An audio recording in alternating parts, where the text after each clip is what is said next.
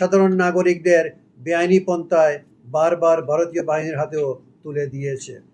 আমাদের এই 253 জনের নমুনাটি 1 দশকেরও বেশি সময় জুড়ে বিস্তৃত।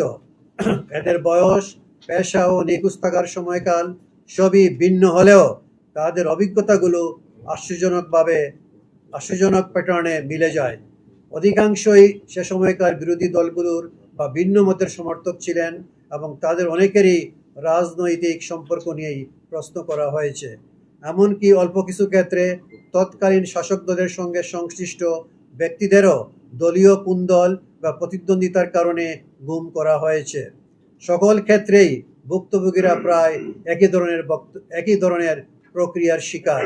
পদ্ধতিগত নির্যাতন, সন্ত্রাসী হিসাবে প্রচার, একই ধরনের আইন অনুযায়ী অভিযোগ দায়ের এবং একই ধরনের ভাষায় বর্ণনা। বিভিন্ন পটভূমি থেকে আসা ব্যক্তিদের অভিজ্ঞতার এই সামঞ্জস্য রাজনৈতিক উদ্দেশ্যকে স্পষ্ট করে।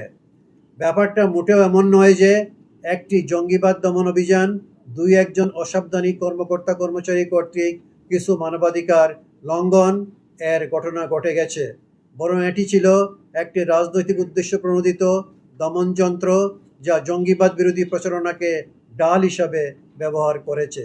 এছাড়া আমাদের প্রতিবেদনে সন্ত্রাস বিরোধী ট্রাইব্যুনালের তথ্য প্রমাণ বিশ্লেষণ করে আমরা দেখিয়েছি যে মামলার সংখ্যা হ্রাস বৃদ্ধির ক্ষেত্রে নিরপেক্ষতা নয়, বরং রাজনৈতিক ও পারফরম্যান্স ইন্ডিকেটর ভিত্তিক বিবেচনা কাজ করেছে।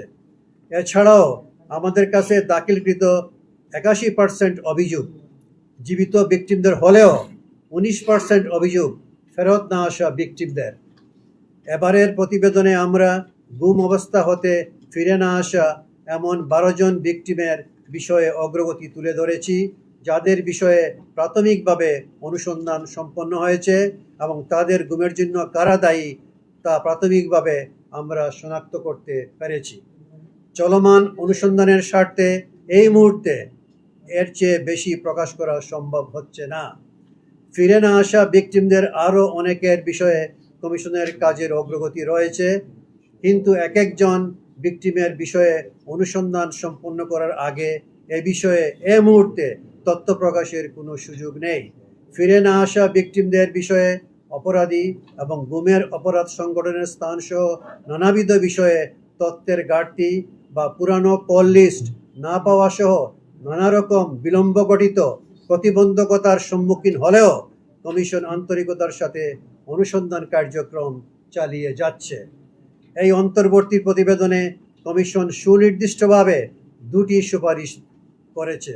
প্রথমত, সন্ত্রাসবিরোধী মামলার অপব্যবহারের বিষয়ে অবগত হয়ে সেগুলো ন্যায় বিচারের মানদণ্ড বিবেচনায় নিয়ে দ্রুত নিষ্পত্তির ব্যবস্থা করা, এবং দ্বিতীয়ত, আইন শৃঙ্খলা রক্ষাকারী বাহিনীর ঊর্ধ্বতন ব্যক্তিদের সাথে আলোচনার প্রেক্ষিতে মানুষের মনস্তত্ত্ব পরিবর্তনের জন্য বাংলাদেশের প্রেক্ষাপটে বর্তমান কাউন্টার টেরোরিজম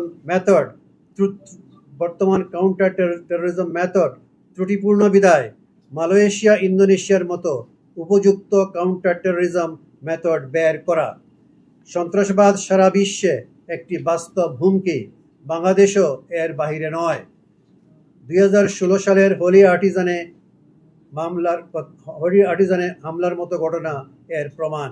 তবে এই হুমকি মোকাবেলায় রাষ্ট্রের সততা, মানবাধিকার প্রতিশ্রুতি এবং আইনসম্মত প্রক্রিয়ায় অটল থাকা জরুরি।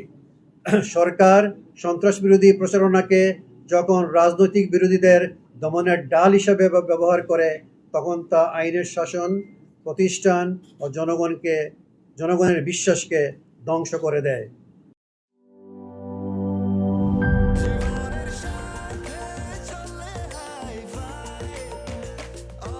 স্বাস্থ্যকর অল টাইম, সব সময় অল টাইম হেলদি লাইফ।